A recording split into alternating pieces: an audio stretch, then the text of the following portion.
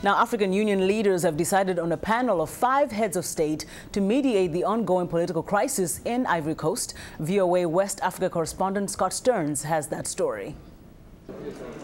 The African Union's Peace and Security Council says the heads of state panel will find a legally binding settlement to the political crisis between Ivory Coast's incumbent President Laurent Gbagbo and the United Nations certified winner of November's vote, former Prime Minister Alassane Ouattara.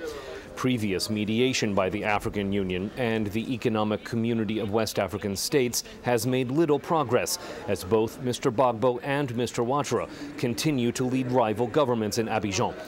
Mauritanian President Mohamed Ould Abdelaziz chairs the African Union Peace and Security Council. Our objective was to find an African solution to an African problem, which can only be solved through African wisdom, culture and values. We have decided to set up an African Union panel to solve the crisis in conditions that will preserve democracy and peace.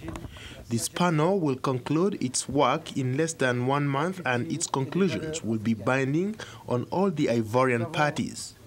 UN Secretary General Ban Ki-moon called on Mr. Gbagbo to respect the will of the Ivorian people, as reflected in a ballot that the United Nations says Mr. Ouattara won. The current stalemate is not acceptable. The longer it persists, the greater the risks. I welcome the African Union's decision to tackle this problem within a month through the work of the high-level panel. The United Nations stands ready to work as closely as possible with this panel. The African Union named this panel in part because leaders were divided over West African threats of force against Mr. Gbagbo. Jean Ping is the African Union Commission chairman. That's why we continue to say, you know the situation in Côte d'Ivoire. If you use force today, it will be a cow and a killing.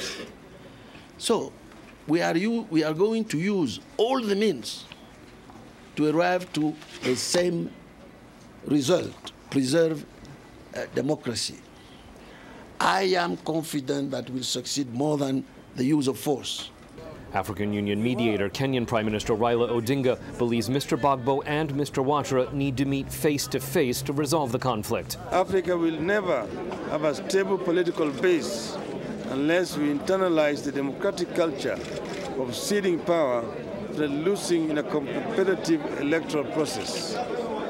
If one's vote does not count in determining who will lead the nation, which is the most elemental dimension of democracy, elections will become meaningless. Democracy will lose its luster, and the future will be riddled with widespread unrest and instability. Mr. Gbagbo's government says Mr. Odinga is no longer welcome in Ivory Coast because he's siding with Mr. Ouattara. Mr. Odinga says a negotiated settlement to the crisis should not include a power-sharing arrangement between the two men because he says that would undermine Ivorian democracy, as the Electoral Commission says Mr. Ouattara won the vote. Scott Stearns, VOA News, Dakar.